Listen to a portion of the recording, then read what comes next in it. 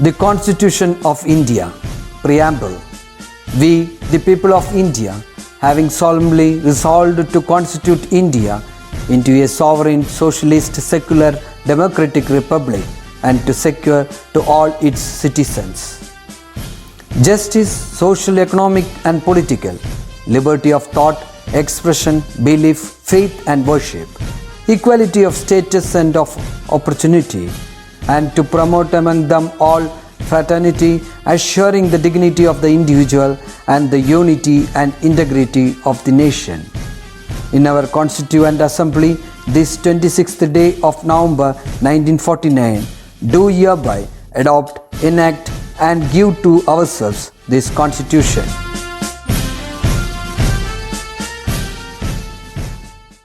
Hi everybody, so I'm back again with another session of the last lesson, that is the best investment I ever made by A.J. Cronin. So let us recollect the things which we have learned in the previous class. In your previous class, you got to introduce to the protagonist of the story the best investment I ever made. And it is A.J. Cronin himself, the narrator of this story, and a stranger. A.J. Cronin was in a voyage, and in the deck he found a man was gazing at him all the time. He got disturbed because of the man's look or gaze at him, because he just wanted to avoid all the importunate shipboard contacts. He just wanted to relax. Yet he found nothing importunate about the stranger, as he was affected by a touching diffidence. Okay, I hope you remember the meaning of diffidence. Diffidence means lack of confidence. But his appearance with a sober tie and suit revealed to A.J. Cronin that he was a gentleman. On the third day also, the stranger was looking very earnestly A.J. Cronin, but no events were to be expected. Then the stranger's wife took initiative to talk with A.J. Cronin. Due to his diffident appearance or due to his diffidence, he couldn't speak very confidently to A.J. Cronin. Instead, he said something breathlessly in his ears. And he took out his visiting card and gave it to A.J. Cronin. And by this, he thought that by seeing the name on the visiting card, doctor will be able to recognize him. But at any cost, doctor was not able to recognize the man. Then the stranger requested to A.J. Cronin whether he could spend a little time to talk with them. And haltingly, he started saying the purpose of their visit to America. A.J. Cronin came to know that this couple was into some purpose of their visit. And their purpose of visit was to take care of the delinquent, maladjusted children. Then again talking for a while, A.J. Cronin understood that this couple or the stranger was by profession a solicitor, but he is also the director of a charitable organization where these people take care of the young girls and boys from juvenile homes, and they are taught some useful crafts and they are put into healthy environment so that they become fit to be a strong or a good member of the community. After hearing all this, the stranger thought that A.J. Cronin would have recognized him, but still doctor could not recognize the person. So A.J. Cronin asked the stranger what directed him to this channel. That was where we stopped in the last class, and let's move on to the next paras. The question had a strange effect upon him. He took a sharp breath and exclaimed, "You still do not remember me?" I shook my the best of my belief, I had never in my life seen him before. So again the stranger is asking, still he did not recognize him to doctor. The doctor strongly believed that he couldn't recognize him, as well as he thought that he had never in his life seen this person before. Okay, I have wanted to get in touch with you for many years, he went on under increasing stress, but I was never able to bring myself to do so. Then bending near, he spoke a few words tensely in my ear. At that, slowly the veils parted. My thoughts sped back a quarter of a century, and with a start I remembered the sole occasion when I had seen this man before. So, I have wanted to get in touch with you for many years, he went on under increasing stress. As A.J. Crowley could not recognize him, he was put into a little stress. Okay, so he told that he was trying to contact A.J. Crowley for many times, but he couldn't do so. But I was never able to bring myself to do so. Then, bending near, he spoke a few words tensely in my ear. At that, slowly the wheels parted. My thoughts sped back a quarter of a century, and with a start, I remembered the sole occasion when I had seen this man before. So, when the man understood that A.J. Crowley couldn't recognize him, he bent low and he spoke something in his ears in a low voice. And from that words, what he spoke, A.J. Crowley's thoughts sped back 25 years back to an incident. And the veils were parted. What is veil? It is a covering. The covering which he had, okay, that was parted. The curtain, when you remove the curtain, what happens? You can see everything clearly. So here veils parted means what was there in his mind, what was covered in his mind, that thing got revealed. He just went back 25 years back to the memories. Okay, I was a young doctor at the time and had just set up a practice in a working class district of London. On a foggy November night, towards 1 o'clock, I was awakened by a loud banging on the door. Hurriedly, I threw on some clothes and went downstairs. It was a surgeon of police in dripping helmet and cape, mistily outlined on the doorstep. A suicide case, he told me abruptly, in the lodgings around the corner. I had better come at once. So he just recollected the things or recollected the incident which had happened 25 years back. And A.J. Crowley recollected the incident, and he just thought of what had happened 25 years back. And he said that it was at 1 o'clock at night, and at 1 o'clock he heard a banging on the door. Okay, loudly somebody knocks at the door. And he came down, he just put some clothes and he came there, and he could find that a sergeant of police was outside, and he said that there is an immediate case to look upon, and so it is better, he had better come at once. We walked the short distance in silence, even our footsteps muffled by the fog, and turned into the narrow entrance of an old building. As we mounted the creaking staircase, my nostrils were stung by the 6-feet order of illuminating gas. On the upper story, the agitated landlady showed us to a bare little attic where, stretched on a narrow bed, lay the body of a young man. So they just went a short distance, and it was a foggy night. Foggy night means it was very snowy night. We walked the short distance in silence, even our footsteps muffled by the fog. Muffled means to make a sound quieter or less clear. See, in films all you might have seen when the villains are coming at night, their footsteps, how the sound is made at that time. So that is muffled sound, okay? And and due to fog, the footsteps were muffled and turned into the narrow entrance of an old building. And both the surgeon as well as the doctor, they turned to a narrow entrance of an old building. As we mounted the creaking staircase, when they are climbing the staircase, there was a sound, that is creaking staircase. My nostrils were stung by the sick, sweet odor of illuminating gas. So when they were mounting the staircase, they were feeling the smell of the gas.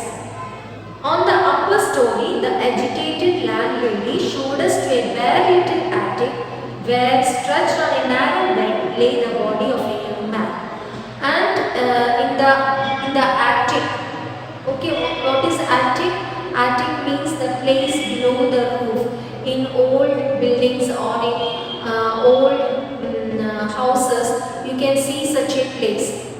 The attic is taken as a storage place in olden days. Okay, in that place he saw the body of a young man laying on a bed, and he was there for rent. So the agitated landlady, agitated means anxious and nervous landlady, was directing them about the incident. Although apparently lifeless, there remained the barest chance that the youth was not quite beyond recall. Means he has become unconscious. The man has become unconscious by smelling the illuminating gas. With the surgeon's help, I began the work of resuscitation. Resuscitation means it is a first aid given, okay, to a person who is in a serious condition. Resuscitation means emergency procedure to revive someone into consciousness. So the doctor started to bring the man into consciousness. For an entire hour, we labored without success. So for 1 hour, they were trying hard to bring him into consciousness. Despite our most strenuous exertions, it appeared useless. Even though they tried very hard to bring him into consciousness, it was of no use. Then, as we were about to give up, completely exhausted, there broke from the patient a shallow convulsive gasp. So as they stopped their trying to bring him back to consciousness, suddenly the man started to breathe very fast. Convulsive gas means he started to breathe very fast. Okay, so he started to do that. Half an hour of redoubled efforts and we had the youth sitting up, gazing at us dazedly. Slowly he seemed to be realizing the horror of his situation. So half an hour of redoubled efforts. Again they were trying to bring him back to consciousness. It's not that if the person starts breathing, he can recollect everything what had happened. So again they have to take half an hour more to bring him completely back into consciousness. And he just opened his eyes and he was just looking at the doctor, the landlady as well as the sergeant of police dazedly. Dazedly means in a wondering way. He is not recollecting the things what had happened to him now at present. Okay. Slowly he seemed to be realizing the horror of his situation. Then he started realizing to know the horror of the situation what had happened. As he regained his strength, he told us a story. Okay, so he is back to normal now, and so he started saying the story to 3 of them. His parents were dead, and uncle had found him a position as clerk in a London solicitor's office. He had been in the city only 6 months. Utterly friendless, he had fallen victim to the loose society of the streets, had made bad companions, and like a young fool, eager to taste pleasure far beyond his means, had begun to bet on horses.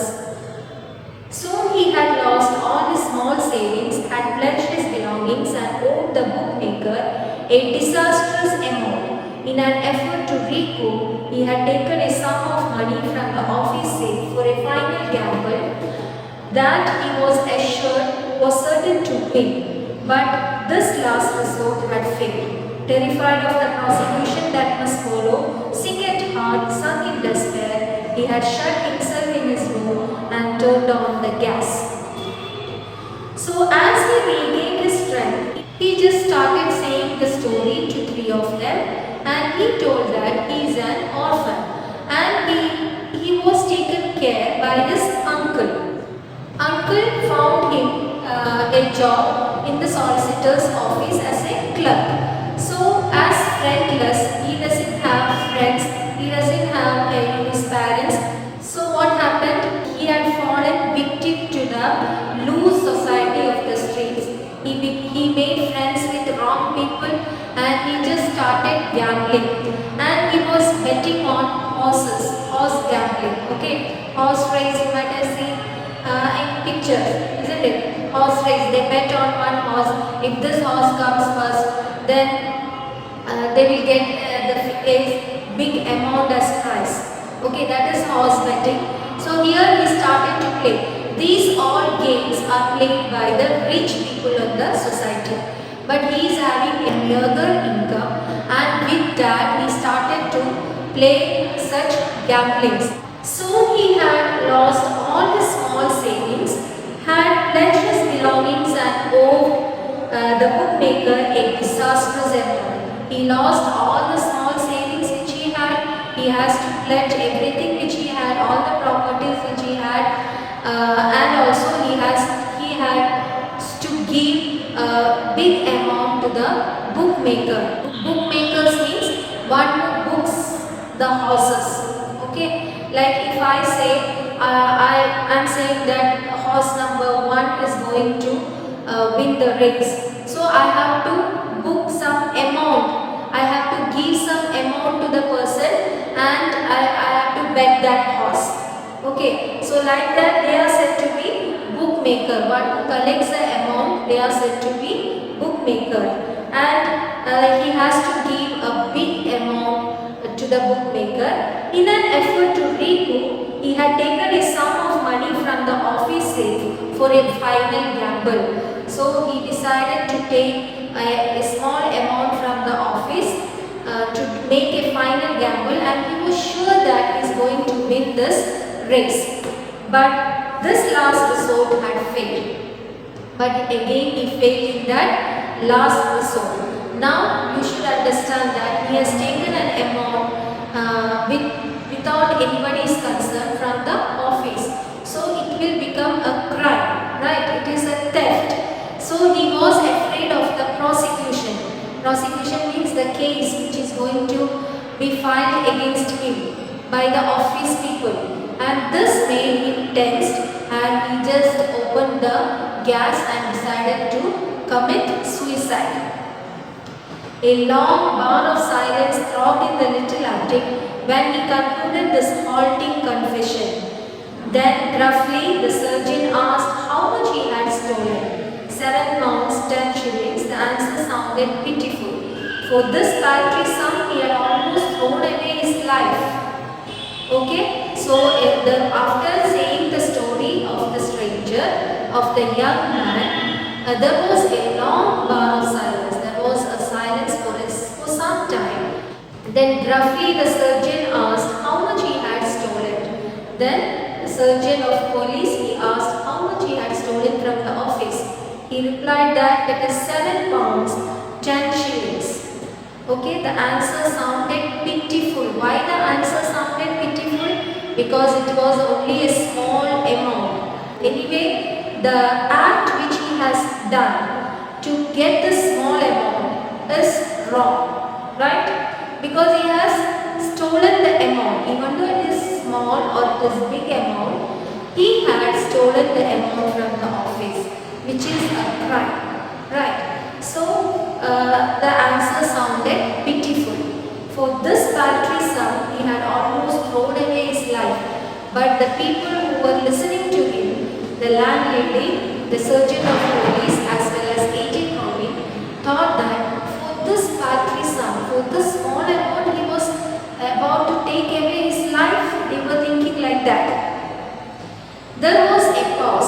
the three of us, the surgeon, the landlady and me, as the sole witnesses of the near tragedy, had the same unspoken thought in our minds. We decided to give the young man a fresh start. So, by hearing the story of the young man, and they also had a feeling that for the small amount he has decided to take away his life, life is always precious. We should never think of taking away our life by ourselves. God has sent us with some purpose to this earth. We have to complete all our assignments which God has given while He has sent us here. Okay, so after completing our assignments, we have to fulfill so many, we are obliged to fulfill so many duties towards our parents, towards our family, everything, isn't it? So God is only having the right to take our life. We cannot do ourselves, okay? There is a solution for every problem. We should never ever think of committing suicide or taking the life ourselves.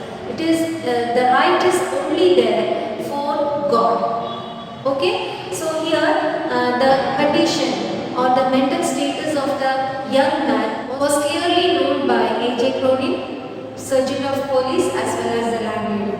So they decided to give a fresh start to the young man. Okay. The surgeon, at considerable risk to his job, resolved to make no report upon the case so that no court proceedings would result. Okay. So the surgeon, under his own risk, he decided to give, or he decided not to file any case upon this young man. The landlady offered a month's free board until he should get upon his feet again. And the landlady also helped the man by giving him free boarding. Free boarding means he can stay in that house for 1 month without giving rent. While I, making perhaps the least contribution, came forward with 7 pounds 10 shillings only to put back in the office safe. While A.J. Cronin, he just gave the 7 pounds and 10 shillings which the man had stolen from the office to put it back in the office safely. Okay, so 3 of them had decided to give a fresh start to the young man, and they helped him in 3 different ways. The ship moved on through the still darkness of the night. There was no need of speech. With a tender gesture, Mrs. S. had taken her husband's hand, and as we sat in silence, I could not but reflect that it was the best investment I had made in my life. It had paid me no dividends in worldly goods, but had turned out to be immensely profitable. It stood out against all the bad investment I had made throughout the years, those foolish speculations for material gain, producing only anxiety, disappointment and frustration. So after hearing the whole story, or after recollecting the things which had happened 25 years back by A.J. Cronin, and there was no need of speech because everything, the way has parted and everything is clear for 3 of them. With a tender gesture, Mrs. S. had taken her husband's hand.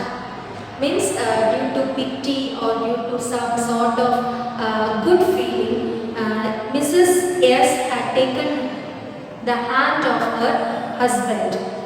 And as we sat in silence, I could not but reflect that it was the best investment I had made in my life. So as they were in silence, A.J. Cronin now feels that he had made the best investment in his life forever. Okay? Because he had given life with a small paltry amount, he had given life to a young man who is working for the society, for the young people now. And he has become to a good, he has turned out to be a good personality and a good man forever, as he is doing charitable works for the young generations who are said to be the strong pillars of the country. For them, he is working now, right? Even though he did not get any profit out of that small paltry amount, it is actually an investment, isn't it? These kind of investment we have to make in our life so that we can lead our life happily throughout. Right? It will give a pleasant feeling to everyone. Because of us, if somebody is becoming very good citizens of the society, that is a bonus point for us, right? So that is what A.J. Cronin was thinking. Even though he didn't get any dividend out of that small paltry amount, he had made the best investment in his life. It stood out against all the bad investment I had made throughout the years, those foolish speculations for material gain, producing only anxiety, disappointment and frustration. See, if we think that money is very important, money is the greatest thing in this world, then it would lead us or it would produce in us anxiety, disappointment, frustration. Right? We will be always worried about the assets which we have. We will be always worried about the deposits which we have, even if we have a big amount. But this deposit or this investment which A.J. Cronin has made, given him a pleasant and very ecstatic feeling. So from this lesson you might have understood that our actions cannot wholly depend on what profit we get with our acts, isn't it? It can be at times we have to act without expecting any profit.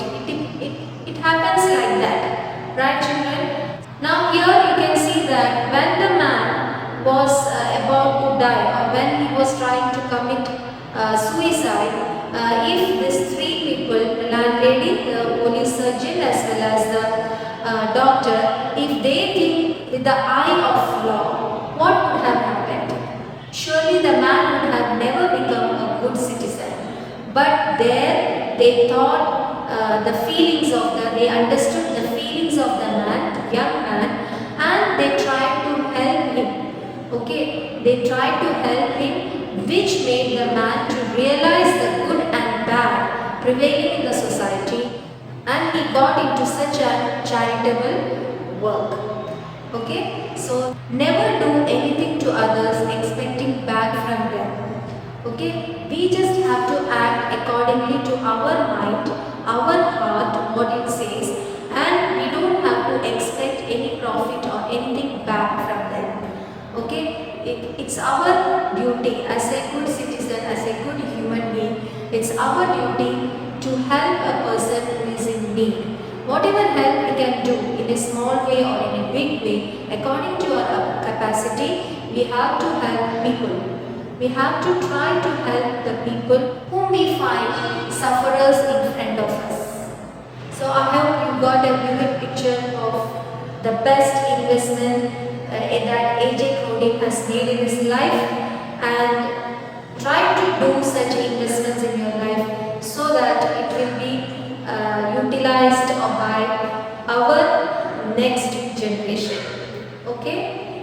Don't try to judge others, instead you have to find a way to help them. Right children? With that I conclude the session and see you in the next class. Bye.